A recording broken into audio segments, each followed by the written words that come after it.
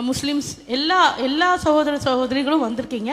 And முதல்ல வந்து இயேசு ஜீசஸ் அப்படின்னா அவர் வந்து கிறிஸ்டின்ஸோட கடவுள் அப்படின்னு யாருமே நினைக்காதீங்க.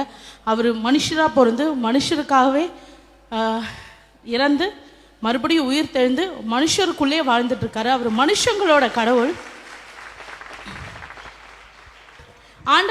ஆண்டவரை நான் எப்படி அறிஞ்சேன் அப்படின்னு நான் சொல்லணுன்னா, நான் வந்து ஒரு ஹிந்து ஃபேமிலி தான் நான். அண்ட் நாங்கள் நம்பூத்ரீஸ்.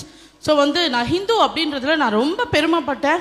அண்ட் உண்மையாக சொல்லணுன்னா எனக்கு ஒரு கிறிஸ்டின் ஃப்ரெண்ட் கூட கிடையாது. ஏன்னா எங்கள் வீட்டுக்கு வந்து கிறிஸ்டின் ஃப்ரெண்ட்ஸ் யாராவது வந்துட்டு போனாங்கன்னா எங்கள் பாட்டி வந்து தண்ணி தெளிப்பாங்க அந்த இடத்துல. அண்ட் அவங்களோட சேராத, ஏன்னா அவங்க உன்னை மாற்றிடுவாங்க அப்படிலாம் சொல்லுவாங்க. அதனால உண்மையாலுமே எனக்கு வந்து ஜீசஸை தெரியாது. ஸ்டோரி தெரியும், பட் ஆனால் ரொம்ப டீப்பாலாம் தெரியாது.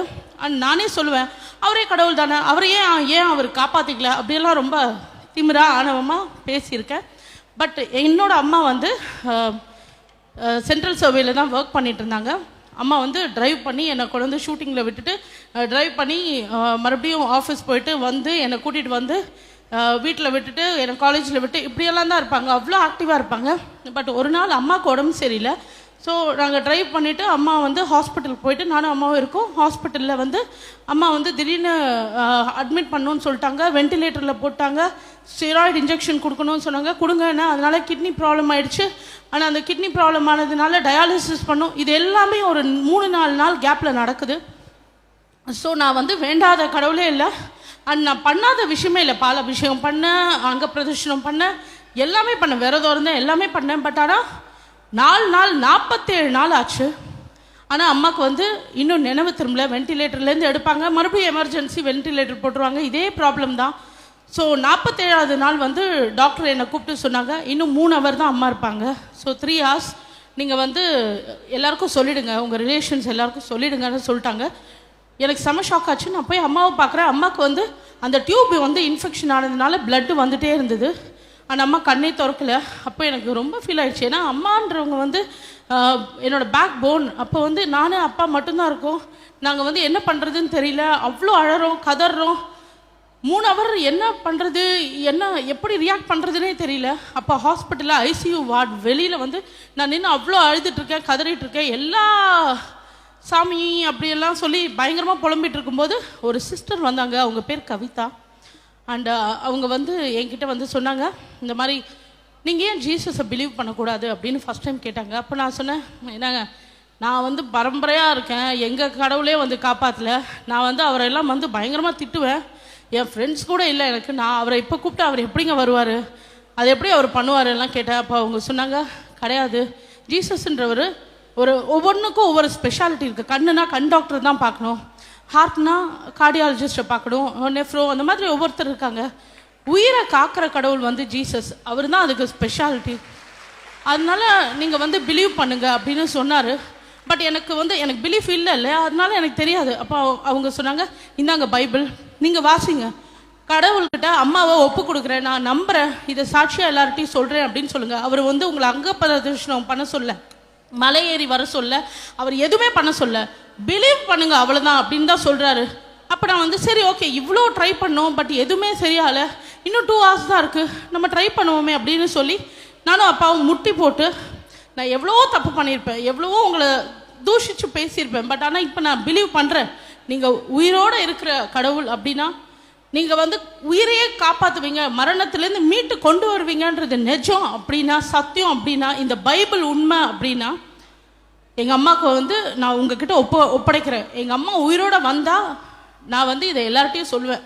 பட் எங்கள் அம்மாவுக்கு ஏதாவது ஆச்சுன்னா உங்களால் தான் எல்லாரும் சொல்லுவேன். ஏன்னா எங்கள் அம்மா வந்து இந்த ஸ்டேஜில் இருக்காங்க. ஒருவேளை நான் இங்கே போனதுனால தான் எங்கள் சாமியெல்லாம் கவுச்சுக்குச்சோ, எங்கள் குலதெய்வம் வந்து பொங்கிடுச்சோ அப்படிலாம் நான் சொல்லுவேன். அப்படியெல்லாம் பயங்கரமாக அவரை பேசினேன்.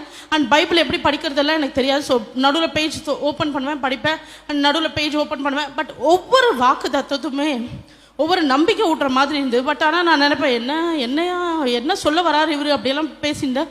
டாக்டர் வந்து மேலே வாங்கன்னு கூப்பிட்டாரு. எனக்கும் அப்பாவுக்கும் செம்ம பயம், என்ன சொல்ல போகிறாரு அப்படின்னு. சரி நானும் அப்பாவும் மேலே போனோம். டாக்டர் வந்து அவர் பேர் ஹென்ரி. ஸோ அவர் வந்து நீங்கள் போய் அம்மாவை பாருங்கள் அப்படின்னு நான் சொன்னாங்க. அப்போ நான் வந்து சரி அம்மாவை பார்க்குறதுக்கு நீங்கள் போங்கன்ற. அப்பா நீ போ, ஏன்னா 2 பேருக்குமே ஹோப் இல்லை, ஏன்னா 2 hours சொல்லியிருந்தாங்க. சரி 2 பேரும் போய் அம்மாவை பார்த்தோம். அப்போ அம்மா என்னை பார்த்து அப்படியே கேட்குறாங்க, எப்போ வீட்டுக்கு போகலான்னு கேட்குறாங்க. அண்ட் 3 hours எமர்ஜென்சியில் வென்டிலேட்டரில் வாயில் வந்து பிளட்டு வந்துட்டு இருந்த என்னுடைய அம்மா என்னை பார்த்து கேட்குறாங்க, எப்போ வீட்டுக்கு போகலான்னு. இதை விட என்ன ஒரு பெரிய மிராக்கிள் வேணும்? அண்ட் என் கூட அம்மா இன்னைக்கு வந்திருக்காங்க. அண்ட் இன்னைக்கு வரைக்கும் அம்மாவுக்கு வந்து அம்மா டயாலிசிஸ் பண்ணுறாங்க. பட் ஆனால் அம்மா உயிரோடு இருக்கிறது ஆண்டவரோட பெரிய கிருபை. அவர் வந்து அதிசயங்களை காண செய்வேன் அப்படின்னு சொன்னது வந்து எவ்வளோ பெரிய உண்மை. அந்த பைபிளில் இருக்கிற ஒவ்வொரு வாக்குத்தத்தமுமே உண்மையான சத்தியம் அப்படின்றத நான் உணர்ந்தேன். கர்த்தர் பெரியவர். அவரை ருசிச்சு பாருங்க தெரியும், அவரை வேண்டி பாருங்க தெரியும். நான் சொல்றது உங்களுக்கு வந்து ஓகே அப்படியா ஆச்சரியமா இருக்கலாம். பட் நீங்கள் ஒரு வாட்டி முட்டி போட்டு கேளுங்களேன், எவ்வளோ பெரிய விஷயம்லாம் அந்த ஒரு முட்டியால் வந்து சாதிக்க முடியும். அதனால ஒவ்வொரு நாளுமே நான் ஆண்டவருக்கு நன்றி சொல்கிறேன். எங்கள் அம்மா அப்பா கணேஷ் அண்ட் எங்கள் ஃபேமிலி எல்லாருமே ஆண்டவருக்கு நன்றி சொல்லிகிட்டே இருப்போம். அண்ட் ஒரு தெய்வ பிள்ளையை வந்து எனக்கு ஹஸ்பண்டாக கொடுத்துருக்காரு. அதை விட என்னங்க சந்தோஷம். நான் ஏற்றுக்கிட்டு அவர் ஏற்றுக்கல அப்படியெல்லாம் இருக்கிறத விட நாங்கள் வரங்க எவ்வளோ சந்தோஷமாக இருக்கோம். ஸோ ஹாப்பியான எங்கள் ஃபேமிலிக்கு காரணமே வந்து ஜீசஸ் ஜீசஸ் ஜீசஸ். அண்ட் மோகன் சிலாஸ்லஸ் பிரதரை பற்றி நான் கண்டிப்பாக சொல்லி ஆகணும். அவர் எங்கள் ஃபேமிலியில் வந்து ஒரு மூத்த பிரதர் அவர். ஏன்னா எங்கள் அம்மா உடம்பு சரியில்லைன்னு நான் வந்து சொன்னோன்னே நைட்டு 12 மணிக்கு அவர் ஜபம்லாம் முடிச்சுட்டு வார்டுக்கு வந்து எங்கள் அம்மாக்காக ப்ரே பண்ணார். அண்ட் டாக்டர் வந்து என்ன பண்ணுறது, டயாலிசிஸ் பண்ணுமா, என்ன வெயின் கிடைக்கல அப்படிலாம் சொன்னோன்னே அவர் சொன்னார், நியூ இயர்க்கு நீங்கள் வீட்டில் இருக்கணுமா? ஆமான்னு அம்மா சொன்னாங்க. இப்போ அவர் ப்ரே பண்ணி முடிச்சிட்டல, கவலைப்படாதீங்க, ஒரு வாரத்தில் வீட்டில் இருப்பீங்க அப்படின்னு சொல்லிட்டு போனார். அதே மாதிரி எங்களுக்கு நியூ இயரும் சரி கிறிஸ்மஸும் சரி ஒவ்வொரு நாளுமே ஹாப்பியாக இருக்குது. கோயம்புத்தூருக்கெல்லாம் வந்து அம்மாக்காகவும் எங்களுக்காக ஜெபிச்சிருக்காரு. ஸோ உண்மையான ஃபேமிலியாக அவருக்கு நல்லா தெரியும். அவங்க எல்லாரோட ப்ரேயர்ஸும் சப்போர்ட்டும் இன்னைக்கு மாதிரியே என்றைக்கும் எங்கள் ஃபேமிலிக்கும் அண்ட் எங்களோட ஃபிலிம் இண்டஸ்ட்ரிக்கும் கண்டிப்பாக வேணும்.